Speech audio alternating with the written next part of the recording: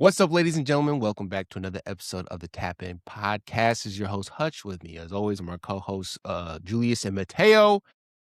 And this week, for me, was tragic. Uh, it's not a very good. It's not a very good time to be an Aston Villa fan right now. Although he's happy because they beat the shit out of us. Excuse me, sorry. It was 4-1. I mean, we might as well just get into it, right? It was an absolute massacre in the second half. The first half, I thought was pretty competitive. We came out swinging, which I thought was amazing because usually we don't. We usually take a little time to get into our rhythm.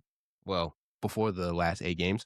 But we got that goal in like the second minute. Leon Edwards had crossed from the right side of the field, and I think it was Douglas Luiz hit it in. I think, if I'm not mistaken. Correct me if I'm wrong. But I was shocked because I was on lunch. I was on my lunch break, and I was like, all right, I'm going to get this food. Game just started, so I got a little bit of time. All of a sudden, goal. I'm like, wait, what? Huh? I was like, okay, we got something cooking here. And we did not. We had nothing cooking. That was our only bright moment of the game.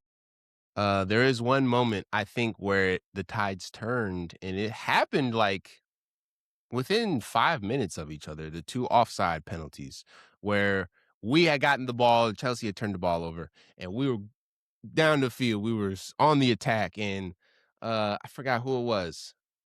I think it might have been Morgan Rogers or Buendia. Passed it into Ollie Watkins, and he put in the net, but on the VAR, bro, millimeters, A dude. breath It was away a breath. on It was ants behind.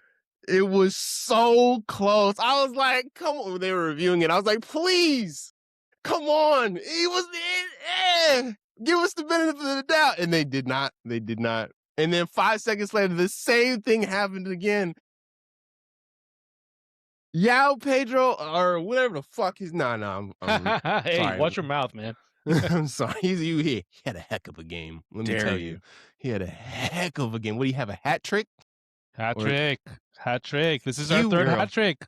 That goal for to make it 2-1, Yeah, bro, it was breath. damn close. It was a breath. Damn close. And they gave it to him. And I would, in the moment, I was like, oh, if you're not gonna give us ours, don't give us his, don't give him that.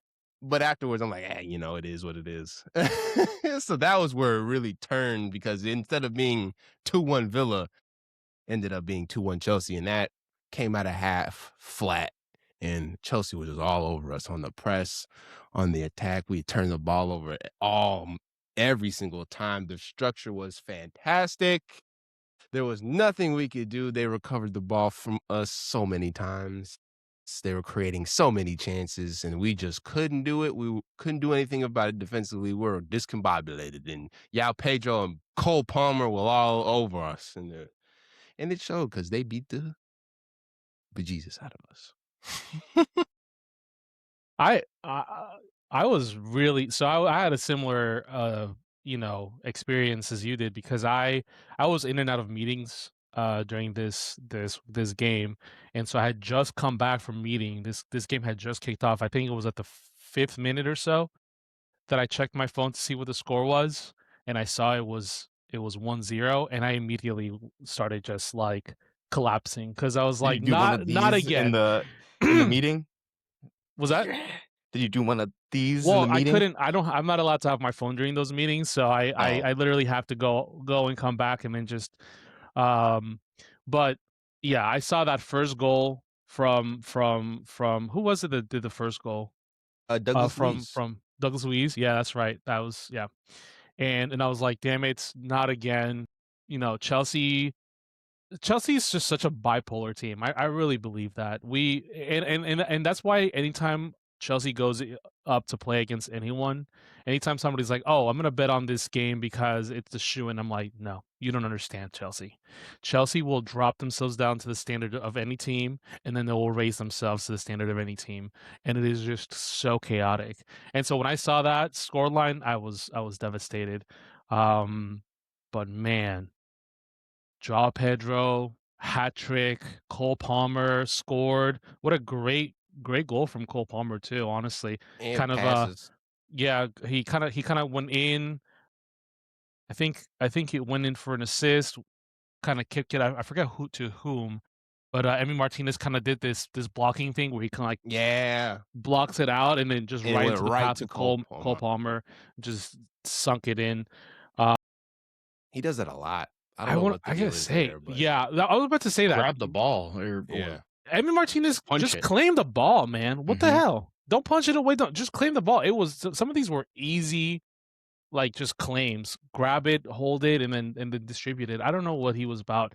And then there was also an opportunity where Morgan Rogers was on the break I saw and that he was too. running. I was like, oh, he's gonna shoot it. And it was like, he's gonna shoot it. He's gonna And shoot it. he He didn't. wouldn't shoot it. He waited to the very last minute and then we were able to counter that attack.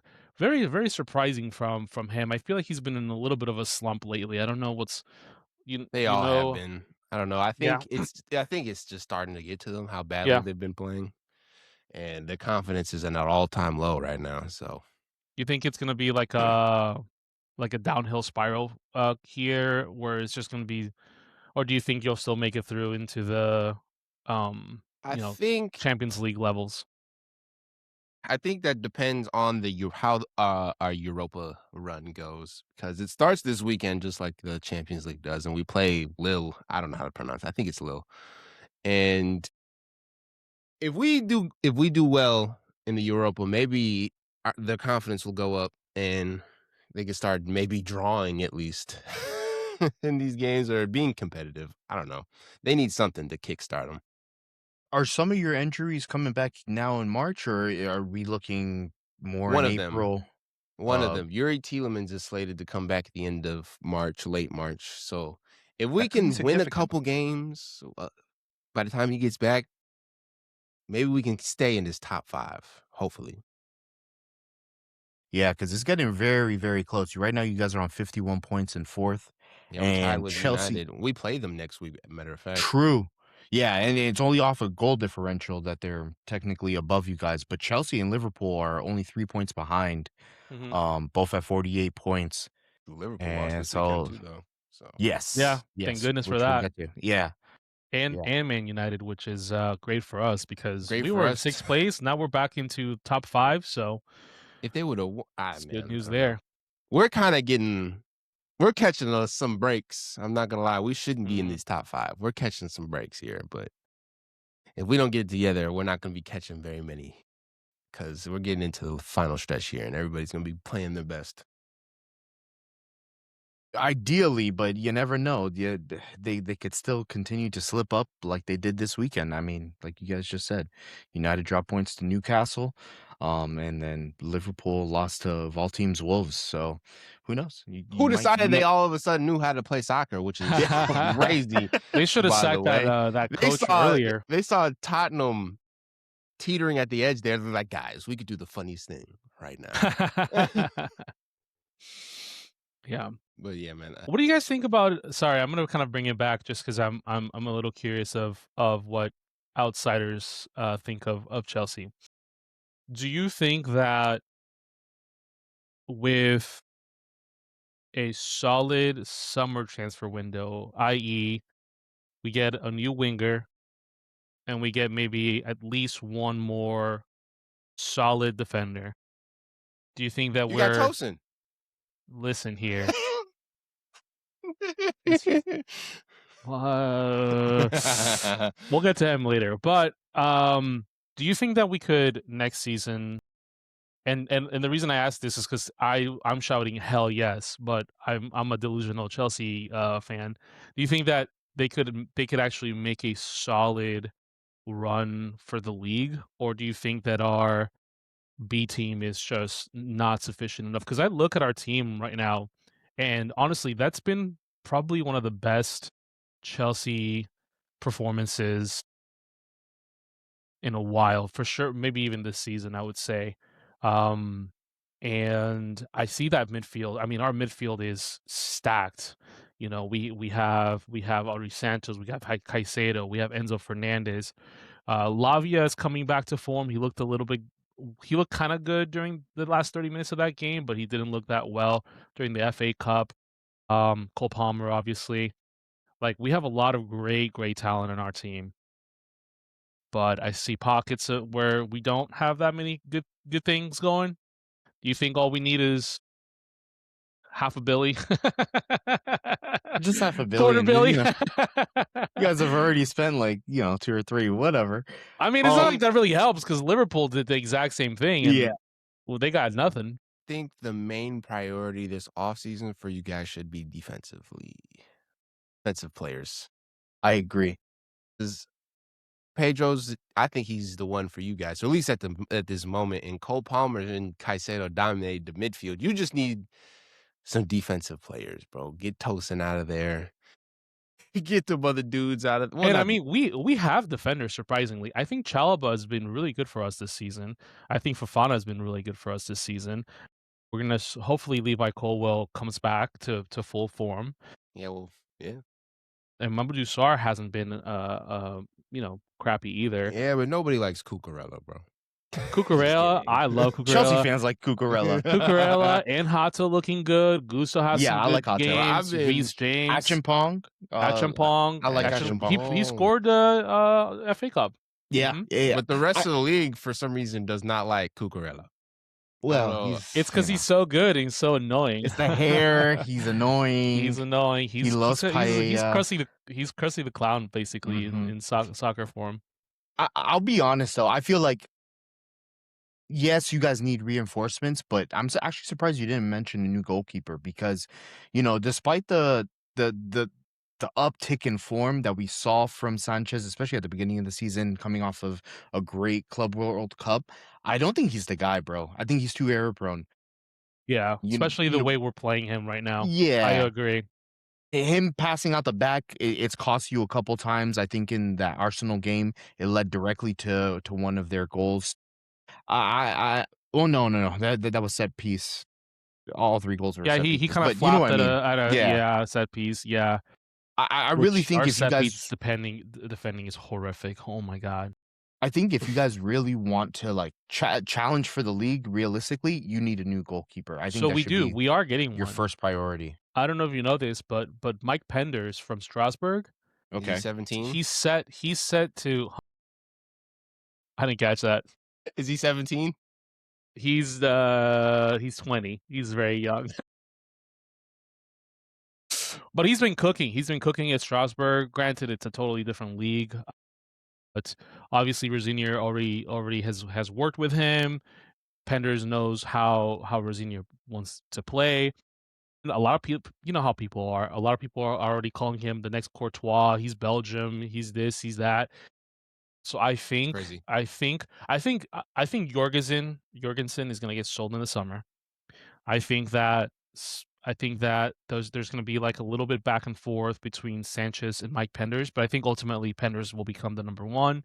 I think Sanchez will probably stay for one more season, then probably be sold the following season, and then probably another number two will be bought because I don't think Sanchez is going to want to be a number two goalie. I mean, he's he's not the youngest goalie, but for a goalie, I mean, he should be right at his peak.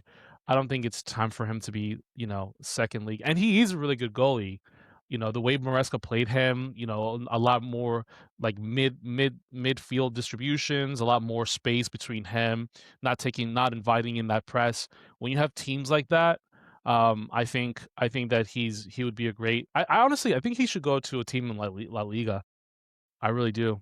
I think he would do really well. I think I don't really know. I saw a couple of games today. They don't play. I think who was it?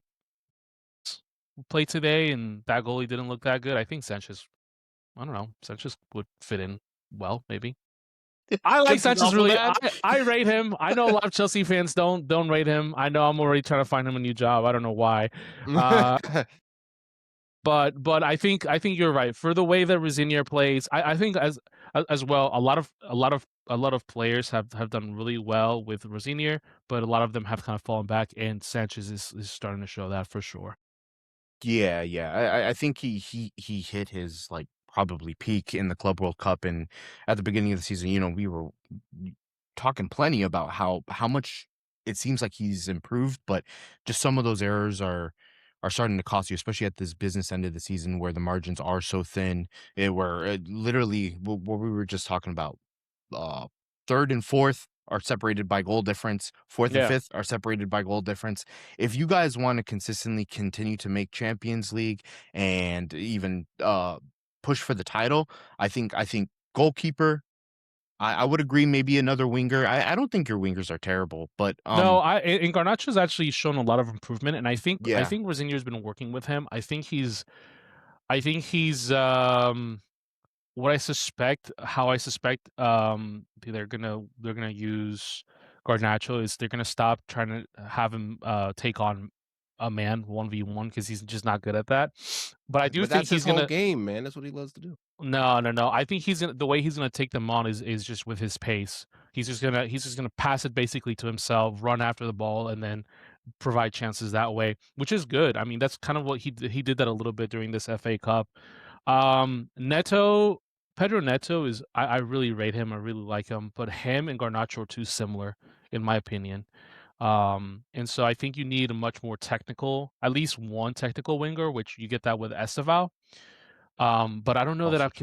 I don't think I can sell Neto right away because he's just too useful. He can play on the right, he can play on the left, he can play 10 now.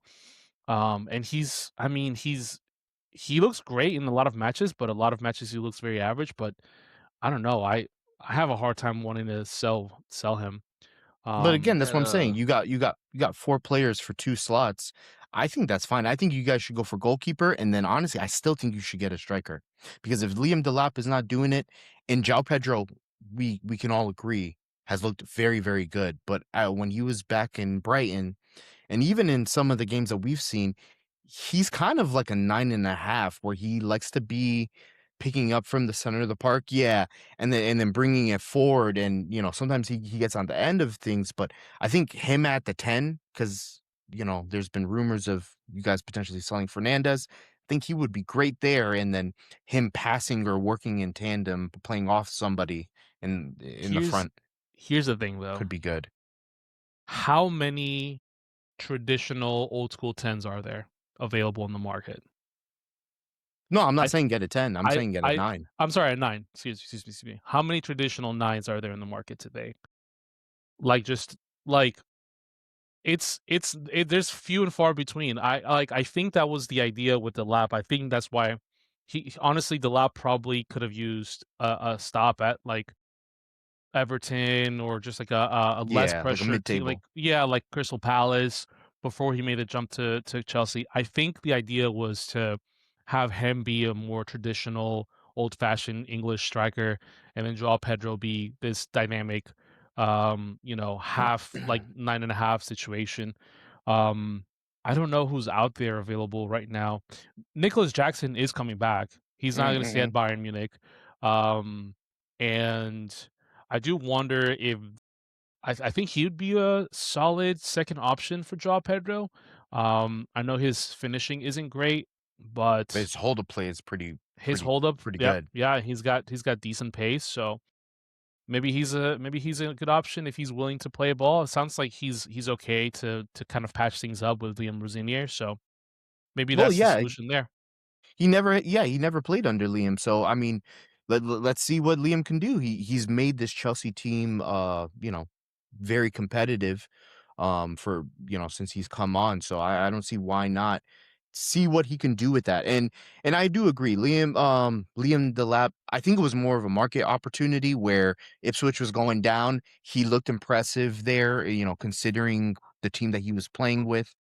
He had some good moments, so I think Chelsea were smart to take him up, especially being a young English talent. You need a certain amount of homegrown, so I don't And see why not and getting he another one. was he was he was cheap enough to where I don't even think like first of all, we could easily sell him in the summer and make a profit like right away Probably, yeah. because I think he was like 10 million or Oh something like wow, that, like very I very didn't cheap. I didn't even realize it was that cheap. Jeez. Yeah, let me double check. I I give you guys the Chelsea team as a whole. I think 2 seasons. 30 million, sorry, 30 million. Still 2 very cheap. seasons. For a striker, yeah, it's not bad. 2 seasons. Y'all hear me? 2 seasons. Yeah. Because one, your team is so unbelievably young. You Mhm. guys don't have a single player that's in his 30s. Yeah. The oldest person 27. is James, I quite think it's literally none of is Tosin and Sanchez are Tosin's 27, 28. right? he's on his They're way both out, 28. probably. They're both 28. Yao Pedro and Cole Palmer and Caicedo and Delap, Under 24. under 25. Yeah. So 2 Rella's seasons, 27. I think, 2 seasons you guys are gonna be up there but battling for them top 3 positions or Maybe. probably in the first spot. Maybe. No, I agree. I think that's probably the most realistic like goal to set, to be challenging in 2 years. Because I think because it's such a young side and because of how physical you guys are, you're very rash. You guys need to address this. There is a disciplinary problem because these red cards are killing you. Quite literally, where That's not a you know, youth problem, though, by the way. no, I'm not saying All of the red cards have come from experienced players. which is worse. That I wish it was a youth problem because you Well, could probably coach that out. But At least we're gonna soccer break a record this experience, year. soccer experience, but maturity is a different thing. Yeah, I absolutely, agree. No, well, I you think I agree with you. We've had 9 red cards this season, which is matched for most ever in the Premier League with Southampton, I think. That's just not acceptable. And a lot of them aren't even from play. Some of them are stupid from stuff. some of them are like just double yellows, one of which is a Neto not even knowing that he's he's booked. he for sure knew. He's lying, bro, because they showed him the red card. Don't talk to the ref, my guy. Yeah, Don't just talk to shut the up. ref. I mean, Shut up. You want I'm to a big complain? You mouth, want to so go I yell? don't- Go talk I'm to your probably the worst captain. person. Go talk to the Reece James. Go talk Mhm. to. Well, I was gonna say go talk to Enzo, but Enzo also gets them for the sense. And maybe that's the problem too. Like I don't know how you resolve that, but it is a big deal. I definitely agree. So I I mean, think defensively, it's a problem. Our set piece defending has Yeah. gotten way worse too under Rosinier. He needs to resolve that. Whoever the set piece coach is, I don't know what's going on. We were doing a lot of under Enzo Maresca.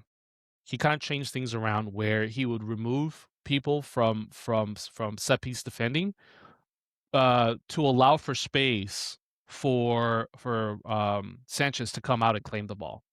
And it worked like a charm. He was claiming balls left and right on corners.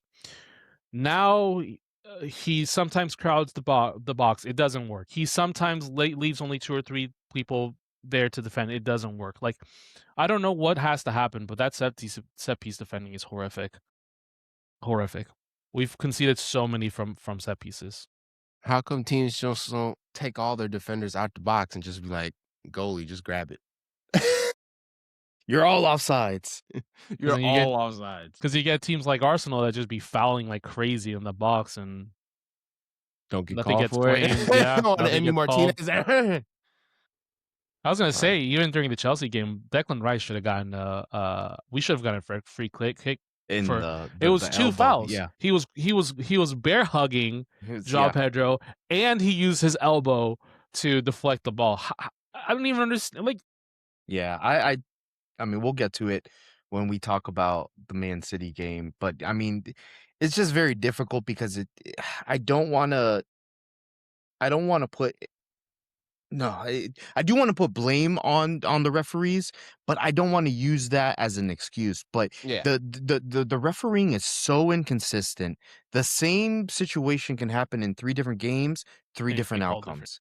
And it's very, very infuriating. you experienced that this week. I did. I Let's really talk did. about it.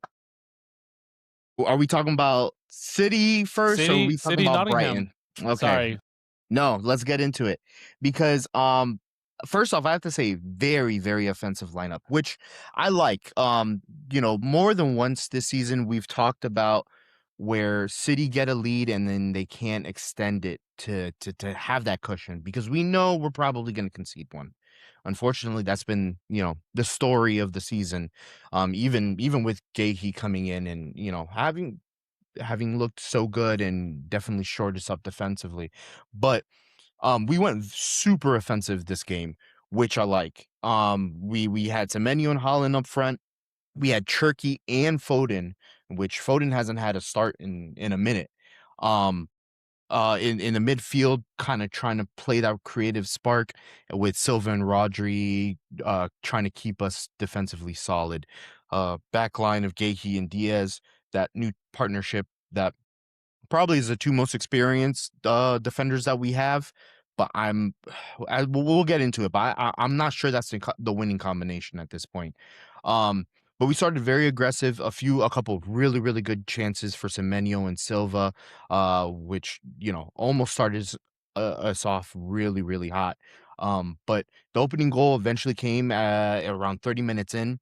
Turkey was like being triple teamed and just had a scandalous cross into open space where the defenders that were left in the box were all kind of hovering around Holland, and Semenyo kind of, again, fox in the box. I don't care how technically maybe he ain't it. Great finish. Great finish. Oh, And again, I understand just based off of some things that we saw online that maybe perhaps he's not the finished article yet, but let's bear in mind that the consensus for a long time was that City players take a year to really understand the Pep system and to really start gelling. We don't usually see that happen right away. So considering, I think I saw something that since he started with City, and mind you, he just started with us in January. He already has like 7 City goals across all competitions, which is great. So I couldn't so be more what's the happy with finished Semenyo. article? What a ridiculous comment to make. He's been with the team for 3 months and he has 7 goals in Exactly. City. Exactly. I have zero That's complaints. more than certain strikers' I entire think he's year. our second top goal scorer, honestly, behind Holland. After 3, yeah, this is a Yeah. nonsense comment. I don't He even just got understand. here. I But I can don't understand. agree that. No, No, but I don't understand it. no, I do. I What do. was the comment? I watch. What was the comment again? Something about his technical ability or his lack of, like, I can understand it because I've seen some misplaced passes. I've seen some bad first touches, but the fact of the matter is he's putting the goal behind in the back of the net, and that's what he was signed on for, not to be flicks and tricks. That's why we got Turkey. Anyways, I digress. But we started off really, really strong.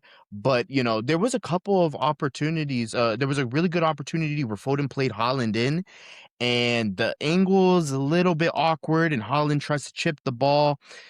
I like that Holland's getting involved. Yes, we all understand that he's been in a bit of a rut. He broke it when he scored that penalty against Liverpool, and then he scored from open play, I think, the very next game. But we're not seeing quite the levels that we need, especially as these games are getting tighter and tighter, and we're getting so close to the end of the season. But I like seeing him getting involved at the very least. There was a couple good balls, and like I said, Foden has not been playing all that much, so I liked offensively what I saw from Foden. He had those line breaking passes. He was popping up in places. Him and Turkey, I think they have a good partnership that's building. But this is where I'm struggling a little bit because we talked about how offensive that lineup is. I think at this point, especially considering how good Nico O'Reilly has been, I think we need that 8 and one real creative midfielder. Um, so I don't know if I can see Turkey and Foden playing at the same time with each other because it's too much offensive. And we see it later on in the second half where Foden is, I think it's on the second goal that Forrest scores.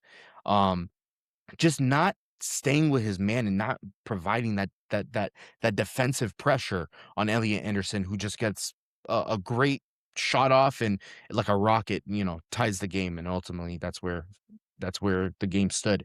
But yeah, I liked what I saw from Foden.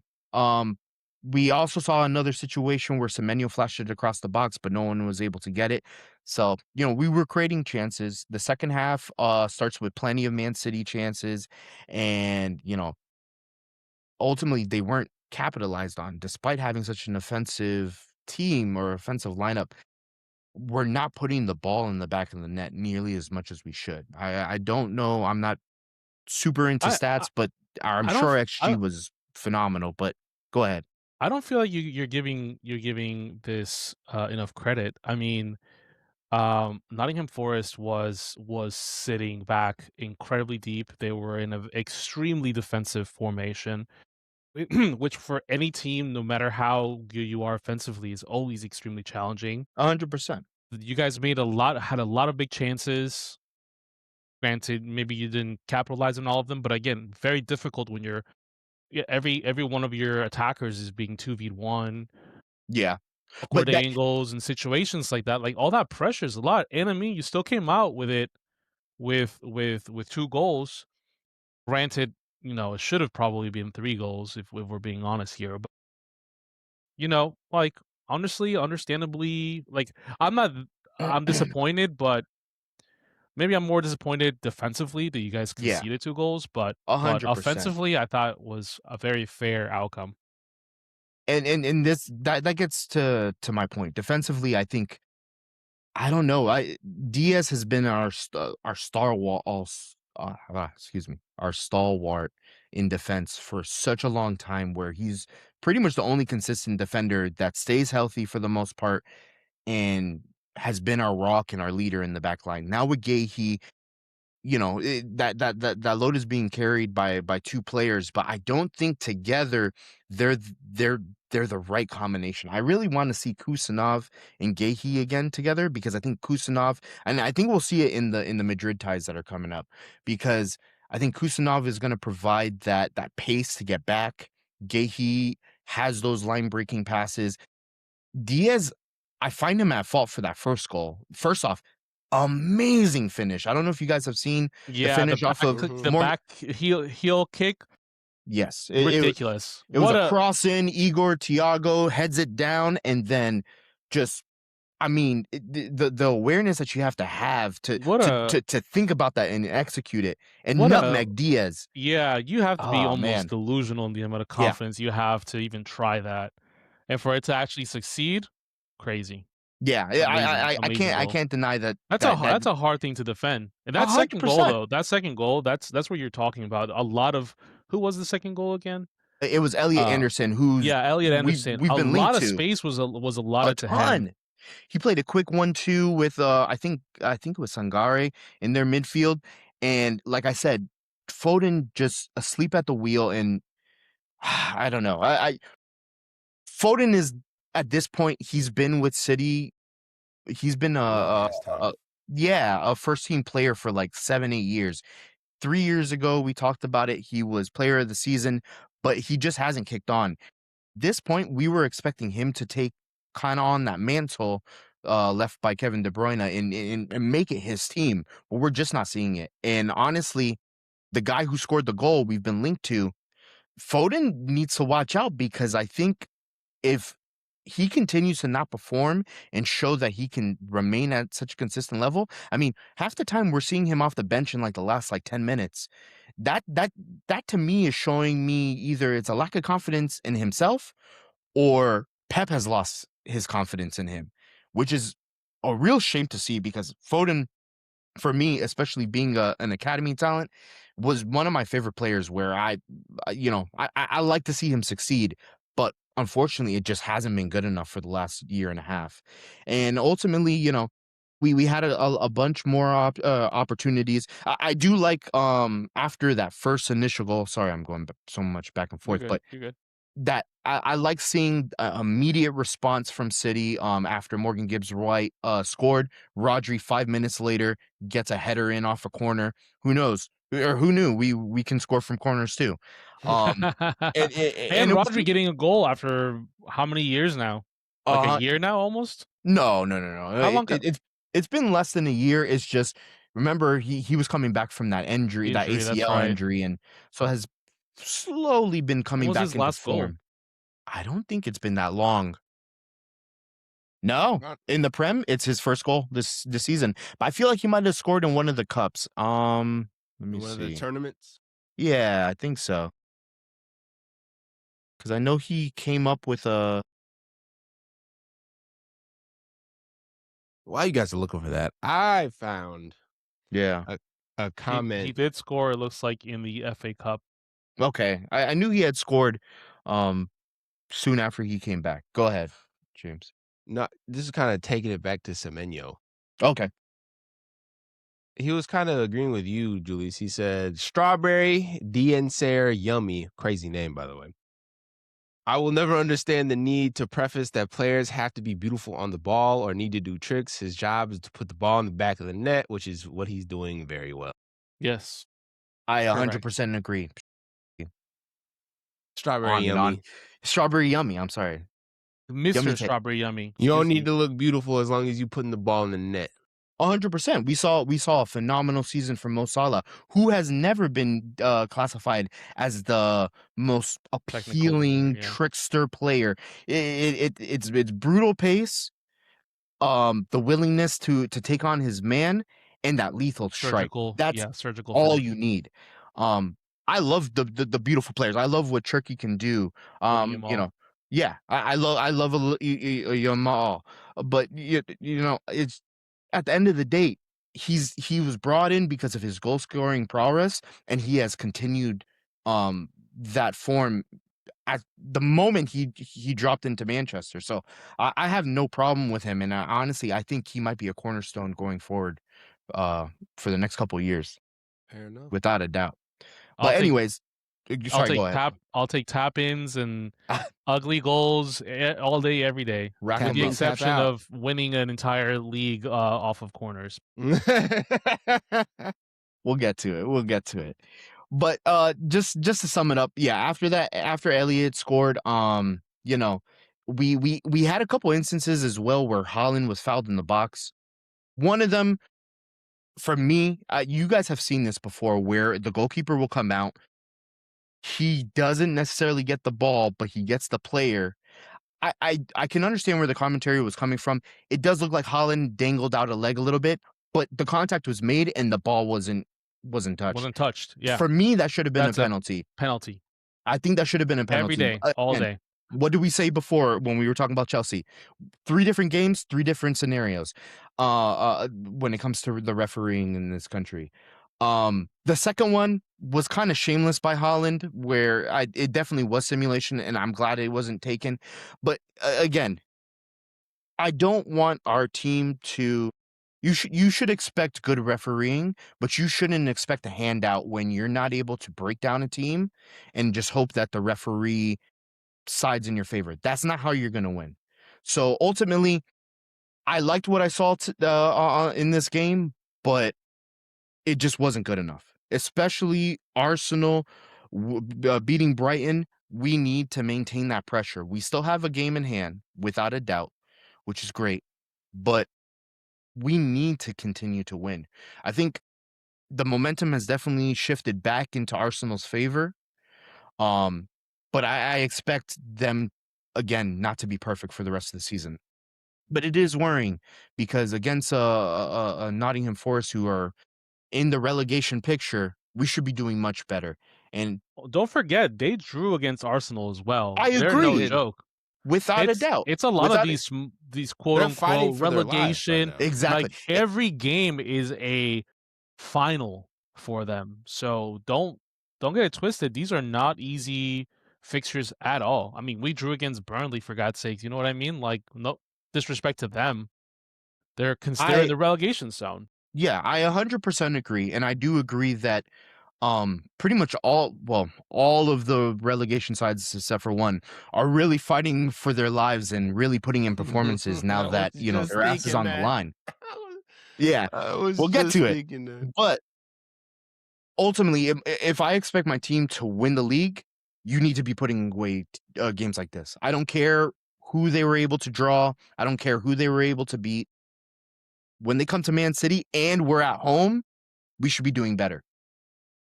But that championship, or that champion level mentality might take time to breed into these players. But time is quickly. It's not over yet, guys. Time is of the essence. It's not over yet. It's not over yet. Arsenal did 10 more unfortunately games. win. And one more thing, I forgot. At the very last minute, we had an opportunity to win the game where off of a Nunez cross, It got scrambled into the box. Bernardo takes a shot, and fucking Murillo, off the line, clears it, and literally the whistle is blown. So we had an opportunity late. Again, I need that lethality. That's just solid defending. I'm sorry. It was. I heard Murillo we might be going in for. Wait, hold on. He's a great defender. He's solid, dude. Yeah. If Really solid. He's not going to the championship. I'll tell you that right now. No, low key. Well, I don't wish misfortune on everybody, but if Nottingham Forest did go down, there'd be some really Some good tasty players on the players to market. pick the bones. Yeah, I want Elliot Anderson. I've been very impressed with both performances that I've seen against City from Elliot Anderson. I think he's a very classy midfielder, and I think he could be one, because I think it's already been announced as well that Bernardo Silva is not expecting to stay on past the season. So, Foden, you better step up, or we're gonna be forced to start looking at other market opportunities for sure. Now, speaking of one of those sides that are not fighting for their lives and actively fighting to Against their go lives. down, Yeah. Tottenham, Spurs. they've given up. They've given up all hope. It looks like they don't even care out there, dude. Oh They my don't listen to the God. man or the coach. They just out there Igor freestyling it up. Tudor. And I don't think Igor Tudor cares anymore either. I think he's made a couple of comments I or see so. some pictures of him on the Yeah, sideline. I don't know, guys. I'm actually kind of. It was all fun and games, but now that it's for real, I don't know how to feel about it, because this is really like I watched that game with Crystal Palace. They looked good off the start. They got the opening goal. Solanke, correct. But what was that stupid dog so red that Mickey van der Ven pulled? what did he do? I didn't see this game. So I forget who it was. Was it Sar? That was running in. Let's see. Sorry, I gotta scroll down quite a far. Yeah, I'm racing you to it. Yeah. So I think it was Sar. He was basically free. He was in the box, running, about basically to take a goal, right in the center of the box, and Mickey van der Ven grabbed his arm, like two hands grabbed his arm and pulled him back. The most clearest dogzo offense possible. Red carded right away. Played with 9 men for basically the entire match. On Mickey van der Ven. Yeah, Van der Ven.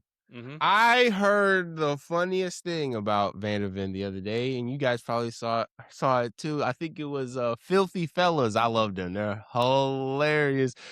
I love them too. But I don't remember which guy it was, man. But it was he said that he has a lot of pace, and since he's white, it's nothing but confusion. And if it was a black dude, nobody would care. But since he's white and fast, it's confusion, and that's why everybody thinks he's so good.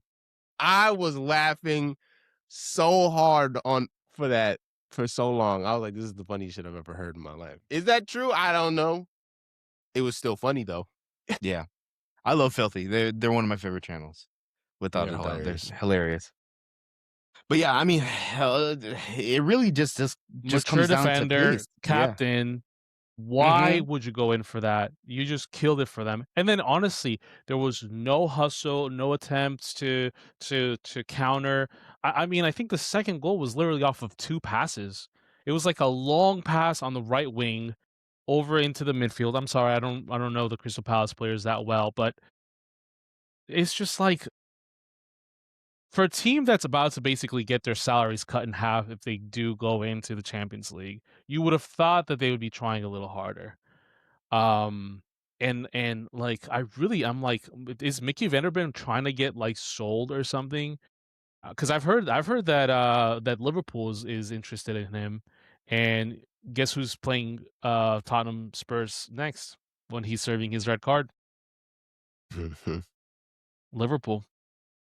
Let's put on that tinfoil hat. But anyways, like it is a wild penalty. Like I couldn't understand it. Nobody could. How realistic do you guys really think this is? Do you think that they're gonna figure it out and come back? Because I don't know how the championship is gonna deal with a $2 billion arena that they have to go and An play. arena with 40,000 people in it every Saturday and I think it's Sunday. way more than that. I think it's like 60,000. That'll It's a be the massive biggest stadium. venue in the championship. Yes, Oh, by yeah. far. It's They're the gonna- most expensive. It's the most expensive arena I think in the Premier League. They're gonna have a home game every weekend. Yeah, right. Everybody's gonna be like, you know what, guys, we're just gonna use your facility if that's okay. Let's just sell it out. Yeah, I mean, Nah, that's crazy. I don't. So we asked this a few weeks ago, right? When we thought that when we were just joking, right? We never thought that it was gonna get this far, or it was gonna get this bad. But if they get relegated, who's the new top six? Is that it? Big six? It's got to be Aston Villa. yeah, It's you gotta guys, be. I would It's think. got to be Aston Villa. I mean, you guys have been consistently in the top 10 for sure for like the last since you've been back, right? But not like Newcastle or no? With Newcastle, maybe, but sorry. No, you go. I was just gonna say that with Newcastle, it seems like every season that they're in the Champions League, unfortunately, their prem form just dips drastically. Then the next season when they're not in, they'll perform great, requalify, and that's what we've seen like 2 or 3 times now. So it's just not consistent enough for me. And I don't know. I feel like you guys have looked really good. I mean, we were talking title contenders, very early on, but you guys were in the picture. I don't think it could be denied that. And Emery is a hell of a coach, despite how frustrated you might be have been feeling the last couple of weeks. Hey man, I'll take the big six, I guess. I really don't care. If I'm being honest, I want to win games. We could be in the big six though. What about the other teams? Everton, they're consistent, right? Consistently number 7.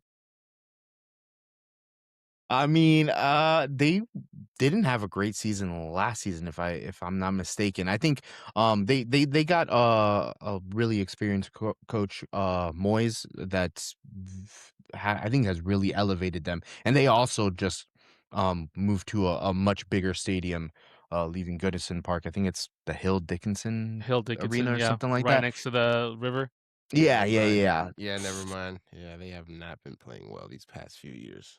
But I think they might be a team on the rise for sure. But I think you guys are a more convincing, top flight team in comparison to Everton, in my personal opinion. Take it.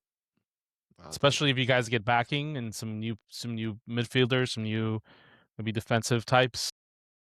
it. All right. Qualify for the champs, and Yeah, I that's think big that's almost monies. guaranteed.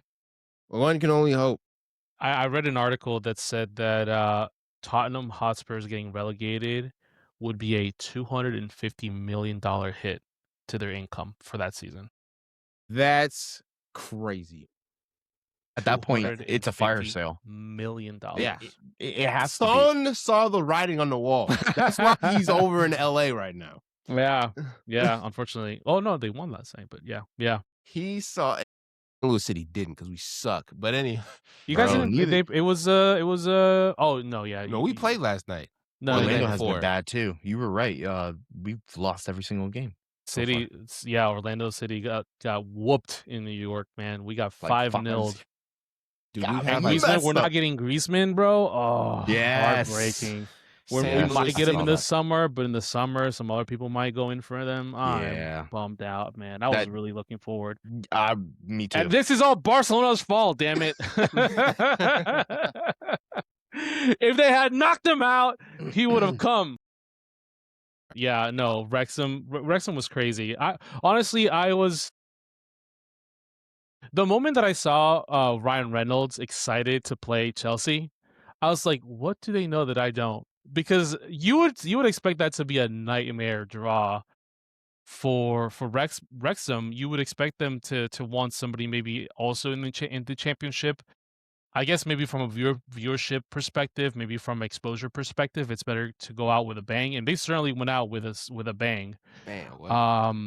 But I was surprised or pleasantly surprised as to how good Wrexham was at completely negating our advances, but also how poor the lineup was, how poor the display was, how poor our attacking options was. Like it was extremely disappointing.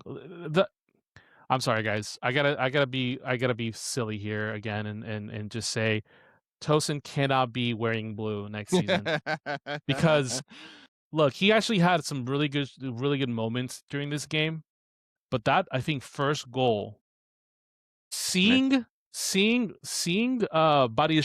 and Tosin like run after who was it? You said Smith? I think Smith scored the first goal. Yeah. 18 minutes in. And you see Badiashile giving it its all. God bless him. He was never gonna make it, but to see Tosin just jogging, like just giving up right away, gently jogging towards the attacker, made me fucking like boil. My face was red. My blood pressure was high. I had every my cataracts were forming. Like my kidney stones were firing. I was Man, you're a fucking mess. furious. And I say that with love, but damn. I was furious.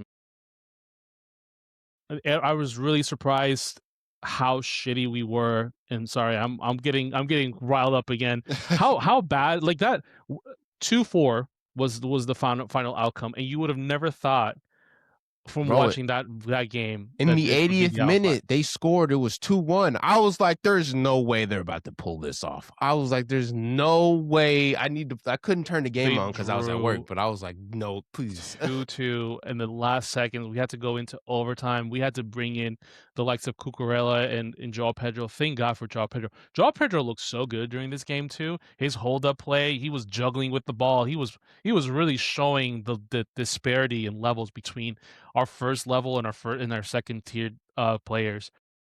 Very disappointing from Audrey Santos, who's been really good normally, but he just doesn't have the creativity that you need. He doesn't have the like, and say what you want about Enzo Fernandez, he brings such a power, such a presence in providing defensively, providing big chances. He doesn't have pace, and he maybe isn't tactically very out there. So he's a little bit on the hidden side, but the difference between a Santos and a Enzo is stark comparison. And I was also really excited to see Romeo Lavia. I thought we were going to see some good, and again, he's been Long as he's injured been injured, forever. yeah. This is his first 90 in forever. Actually, he didn't do 90. He did like 60 something, but it's been forever. Terrible passes, badly Really? weighed. Yeah, it was just not. It wasn't his best look. Overall, not great. You know who did look pretty decent was Garnacho. Garnacho in the left did the entire 120 minutes or what have Man in the you. match. Got that Apparently. Man of the goal. match. Got a red card on him. A horrific, not on him. Against Dobson. him. He against him, right? Dobson. Horrible tackle. Like they were trying to absolutely take him out permanently. You gotta do what you gotta But do, man. Sometimes it be like that. but that might have honestly been the thing that saved us. Being able to go into overtime with 11 versus 10. Wait a minute. Wait a minute. The same guy had a yellow card canceled, and then 2 minutes later they gave him a red card. He thought he could get another yellow. Not after that one, man. Yeah, it was very poor. Sanchez looked shaky again.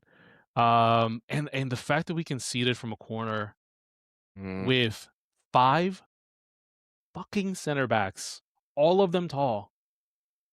How did we look so bad with so many defensive players on the field? Shocking. good on Wrexham, good on Deadpool. God bless them. They did great. Great hosts, etc., etc. But man, was I livid after that game. That is not what I'm supposed to feel like after a win. I just want to let it be known that Tosin had a 7.8 player score. Yeah, but Great. he did not do the defensive backtracking he was supposed to. But he actually, I agree with you. He had some good passes, some good forward passes. He won. He had some good aerial battles. He won. He's a tall guy. Definitely not the worst I've seen from Tosin, but seeing him jog after how he knows what he's known as, for sure. For him to jog gently, like it's a stroll of the park, like it's a mild spring morning, jogging towards that attacker versus just blasting, giving it his all. Yeah, that's kind of Pitiful. rough Pitiful. one. I don't know. I was livid. But hey, we're through to the next round. I think Rosinier maybe isn't giving, like,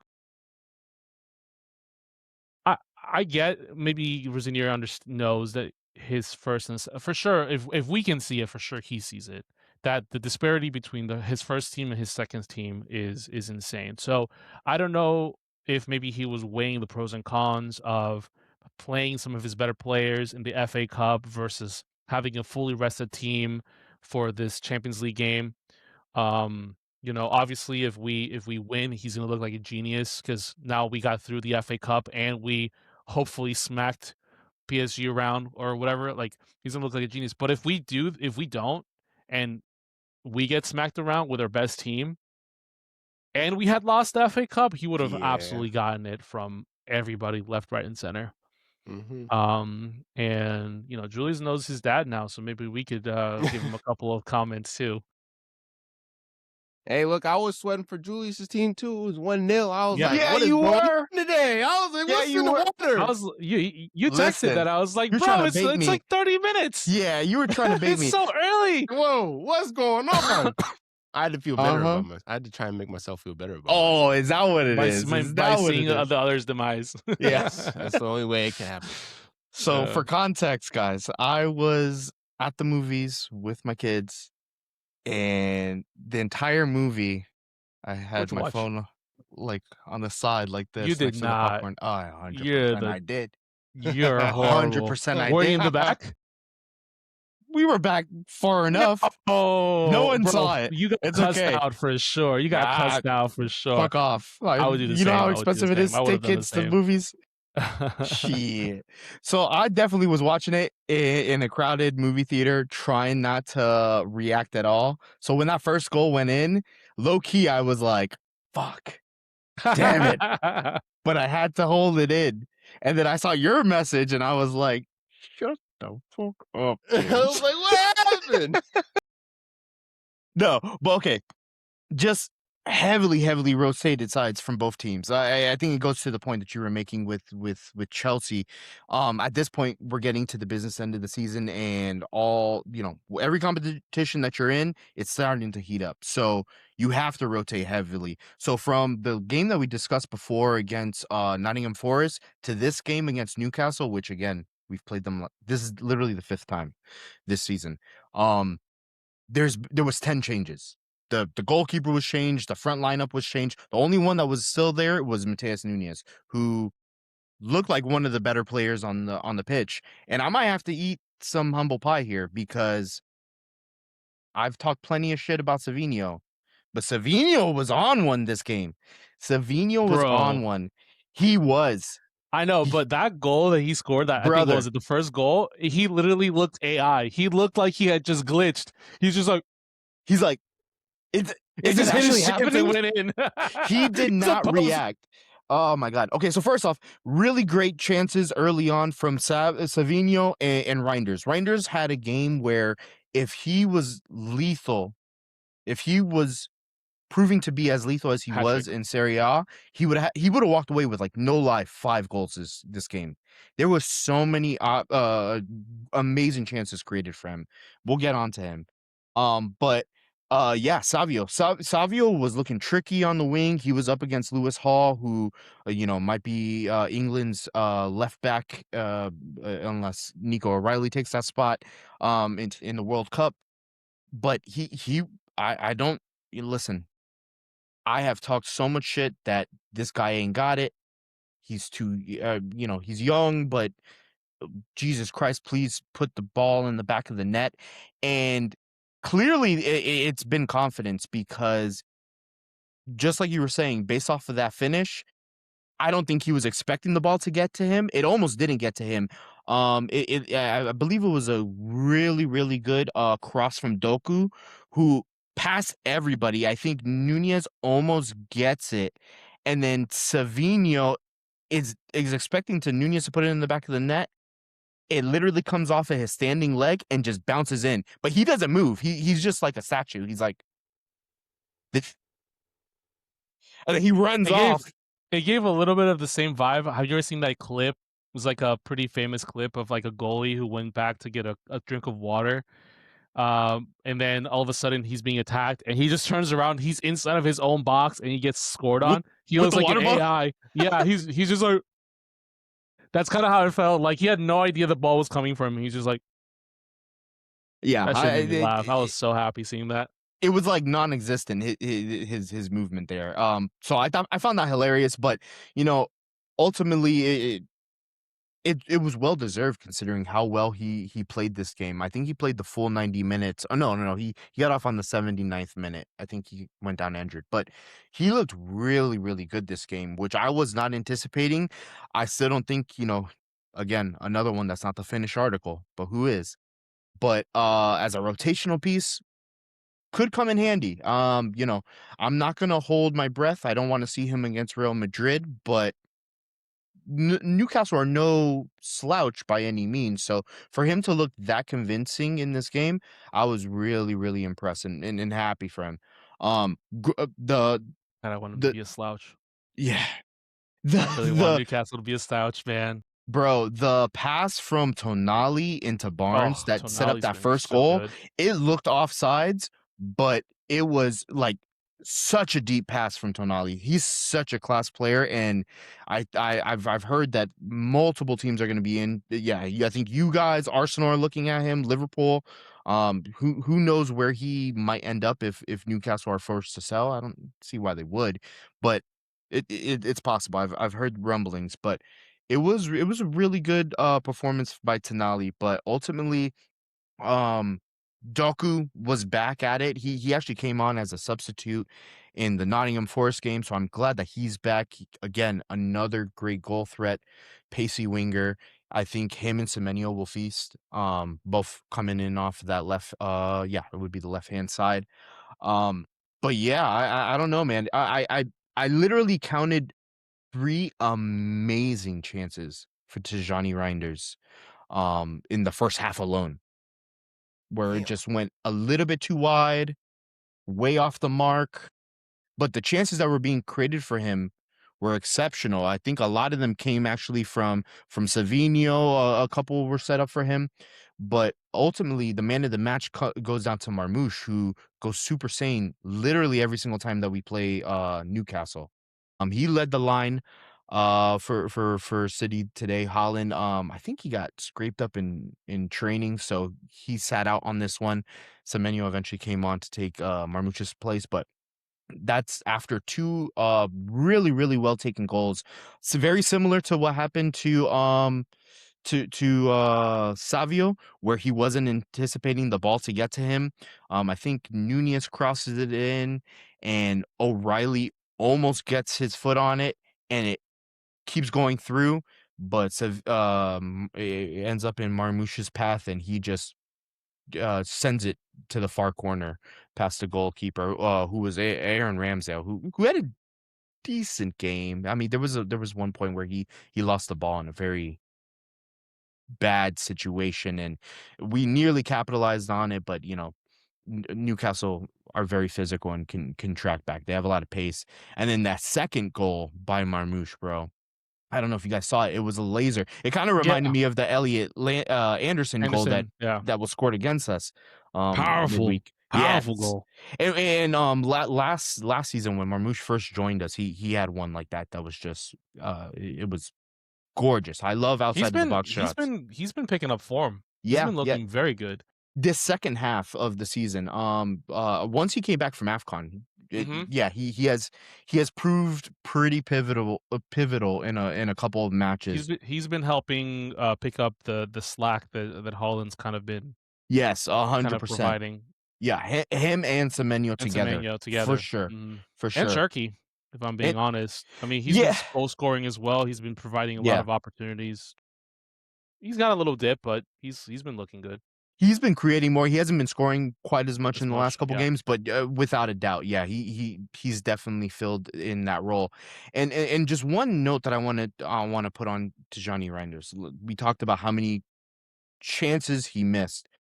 I have to say, I do like the fact that he, in this game especially, kept showing up in like very good positions to even get in on goal so many times. Yeah, there was some great passes played into him. Ultimately, I want to see that goal scoring ability that got him this move from AC Milan. We saw a little bit of it at the very beginning. I think the first game against Wolves at the very beginning of the season, he scored like 2, and I was like, "Oh shit, we got a gun to gun part 2." But it hasn't materialized. I think with some more game time, he's another one that's really kind of been riding the bench quite a bit. I think with a little bit more game time, maybe that the sharpness will come into play. But he's another one that could be putting Foden in a difficult situation where he is all right defensively, but I think his best work is done closer to goal. But ultimately, 4 out of 5 wins against Newcastle this season. 2-2 in the Carabao. They hate to see you coming. Yeah, and St. James is a tough place to go, but we have figured it out this season. So I'm really happy, and yeah, we're advancing to the next round. So we'll see who we draw next.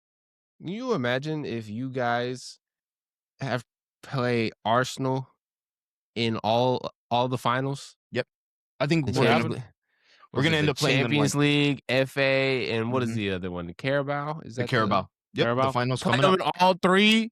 Yeah. Yep.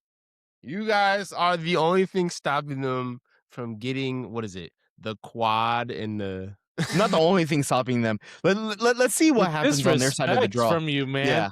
Let's see what Holy happens on their side of the smokes. draw. I'm not entirely sure that we will be getting to. It would have to be the final. No. Would it be the semifinal when we would start meeting people on the other side of the draw? In the champs? Let me see.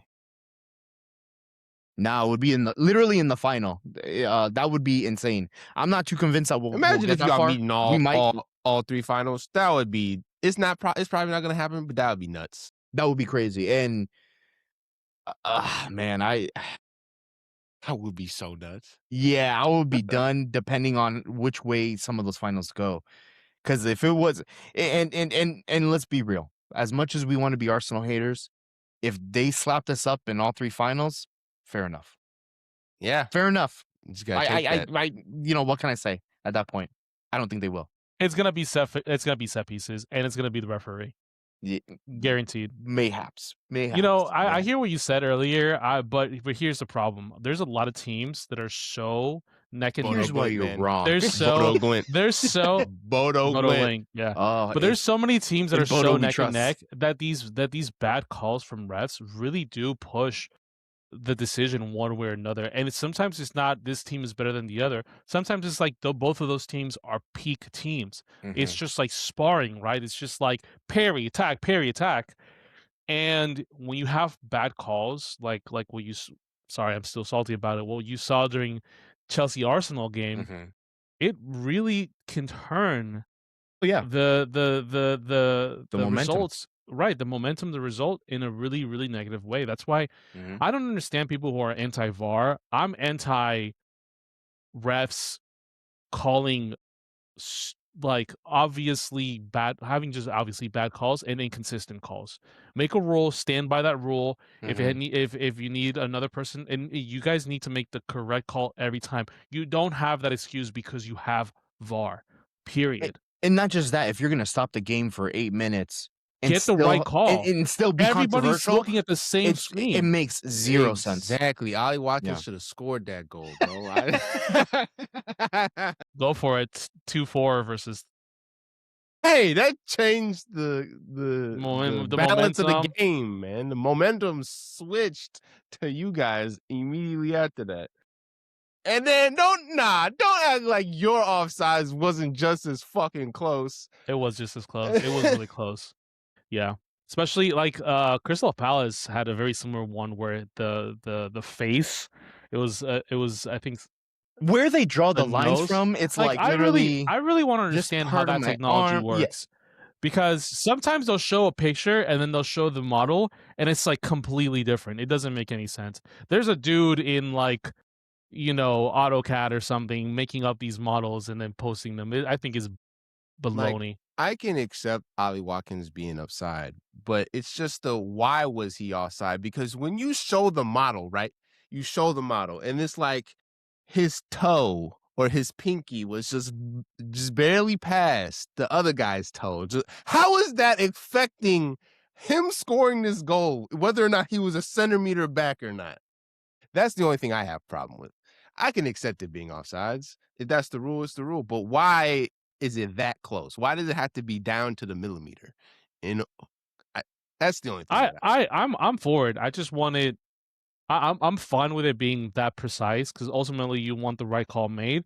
But whatever the message is, make sure it makes sense. Like if you're gonna show a picture and then show the model afterwards, make sure they match up. Like Be it just consistent. doesn't make sense. I get it. Maybe the frame rate isn't there or whatever. Maybe like it's whatever. But some of them are egregious, like truly egregious. Some of them will be like you can see with the lines drawn by the grass that it's obviously onside, but then they'll call it offsides, and it doesn't make any just like get it right. We have the technology. We can make it better. We can make it faster. We make it stronger. We got cameras. We got the little bras that they gotta wear. We have automated that shit right. offside. That technology exists. Yeah. We've seen it in the World Cup. This last one in Qatar. I also think. I mean, while we're bitching about refereeing, I think challenges like they do in the NFL, two for each per head coach. I think that could make a difference as well. Where if it's such an egregious call, your coach can throw out a red flag have to. and it gets reviewed, even if it slows down the game even further. At least in those pivotal moments and those momentum shifters, we'll get the right call. We'll get eyes on it, and maybe it should go to an independent board. Maybe you really should be just taken out of the hands of PGMOL, Referees. where they're covering for their friends because their friend made a terrible call on the pitch. I think ex-professionals. I really think that would be better. No. Get people's wives. Jesus Get people's Christ. grandmas. People who don't care about the sport. Tell them what the rule is, show them what it is, and then have them decide. That's my hot take. Which browser do I open? Oh. Well, no, you get their nephew to be there next to them to help them along. Okay. You know, So someone from Geek Squad and grandma. their Okay. grandson. I think it's time to call it on that Yeah. note. Yeah, Ladies yeah. and gentlemen, we will see y'all in the next video. Like, comment, subscribe if you haven't already. Peace out.